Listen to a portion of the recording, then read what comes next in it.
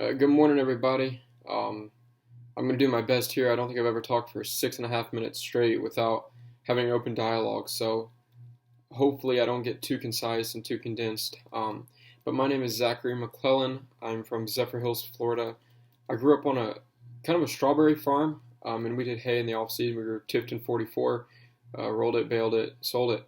I played baseball my whole life. Everyone in my family plays baseball, so it's kind of a natural spot for me. And then I wound up getting a scholarship out of high school to Southeastern University, which is where I did play baseball for 2 years, graduated in 3 years, and I was lucky enough to be a part of a team that won a national championship. I studied sports business with a minor in mathematics, and well, my last semester, when I did my senior internship, the capstone internship, I moved to Philadelphia, Pennsylvania, to go to work for the Philadelphia Eagles. And I did a variety of stuff in there, and it was fun. I would never do it again. But I'm glad I did it. It taught me a lot about myself, how to overcome adversity, how to persevere, how to trust in the Lord. Because I had never seen snow, and here I am, an unpaid intern, 2,000 miles from anything I've ever known. So you really kind of put yourself in a situation where I had to rely on the Lord. And then after that, I got a contract with the Tampa Bay Buccaneers at Raymond James Stadium. So I actually worked for a company called Tampa Sporting Authority, Tampa Sports Authority, who's run by Hillsborough County, and they run Raymond James Stadium. So we did anything from the Bucks games to the Bulls games, 2 Monster Jams, the Outback Bowl, Bad Boy Mowers Gasparilla Bowl. We had a Supercross, a couple concerts, WrestleMania we were setting up for before everything got shut down. So that was a lot of fun. And then one day I get a call that that Human Performance and Sport Studies Department is looking for another graduate assistant. So I put my name in an application, I did a couple interviews, and I was lucky enough to get the position. So that's what I do now. I'm one semester and I have 3 semesters to go left in my graduate degree and my GA stint.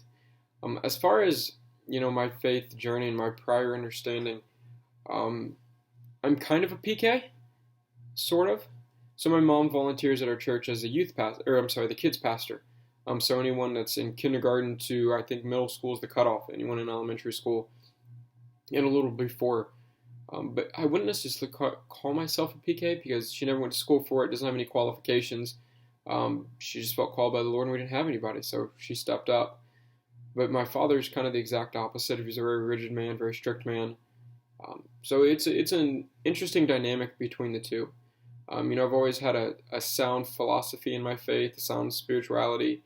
But as I got older, I started to question it a lot more, just because I think you see like the brutality and the realism of life, and you kind of understand that parables are good, but there's a deeper meaning to them, and there's a deeper meaning to the things that happen in life, and you have to rely on God more because you can't trust your parents, but you can't rely on your parents to clothe you, feed you, support you. So you have to rely on yourself and God to get you through those tough times.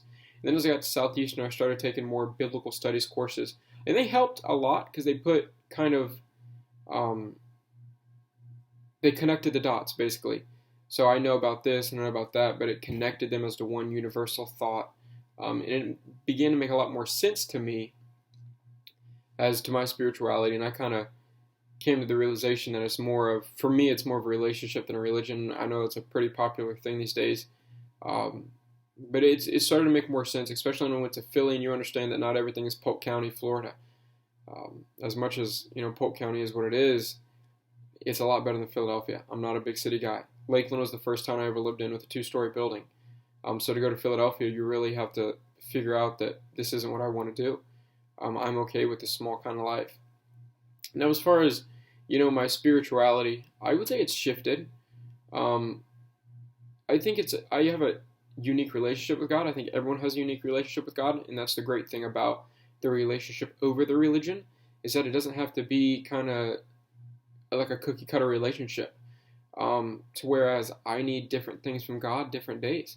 And, with talking with Him and doing devotions and trying to find that quiet time, and hopefully He speaks to me in the little moments and I understand it, and then I actually implement it, which is the hardest part to do. I think that's where my spirituality kind of is. Now, I still question things from time to time because, it says His plans are higher than our plans and His thoughts are higher than our thoughts, which is kind of the end goal. It's like, you're going to get there, but it's like, what kind of tangent do you have me on so I can get there? And that's a big thing with me because I tend to be a control freak within my life. I'm very detail oriented, very scheduled out. and it doesn't always work that way. And that's what I found is about the time I figure out what I'm doing for the next 6 months or a year, it doesn't work like that.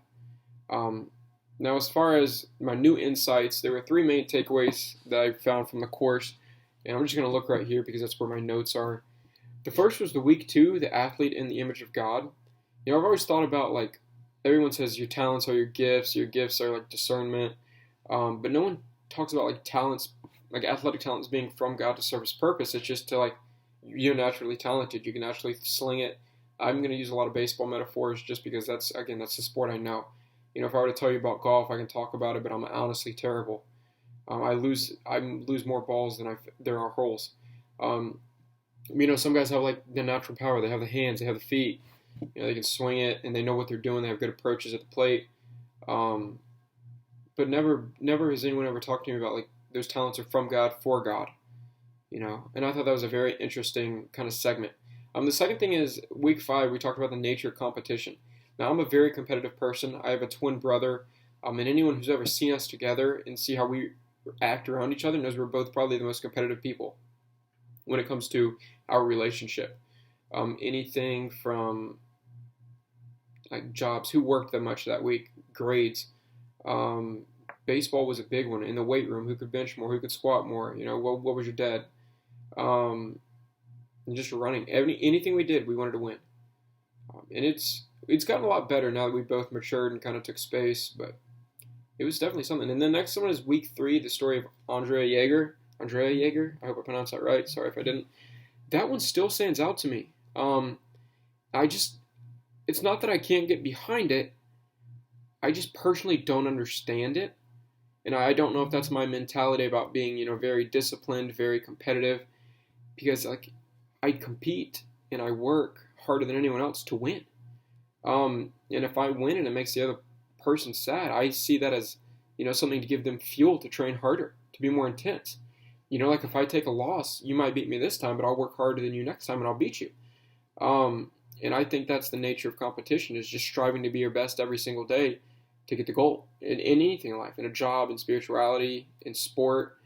But as far as the application goes, I think that helps me understand, because now I'm a coach. I coach high school baseball, a bunch of 16 to 18-year-olds, and it helps me understand that everyone doesn't have the same point of view as me. You have to take a different approach to every one of the players as far as their mentality of the game goes. Some kids respond a lot better to aggression. I respond a lot better to aggression.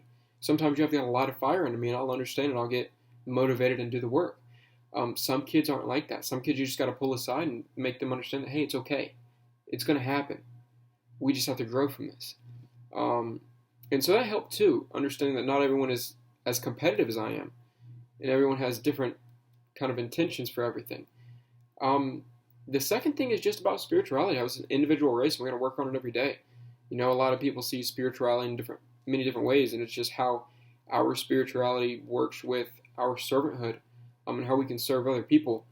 I like books. I was reading a book the other day, and it said, don't let your servant's towel become smaller than your ego.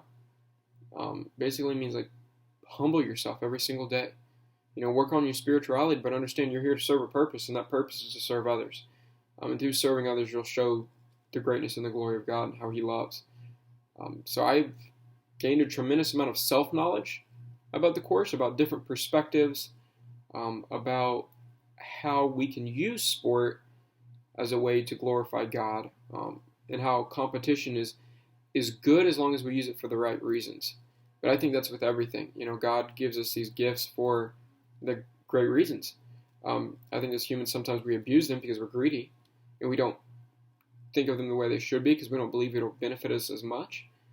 But in the long run, if we stick to God's plans, if we just ride out the tangent, then we'll get to where He wants us to be. And I think that's a lot of it as an athlete, is dealing with adversity and overcoming failures to understand that there's a greater picture here.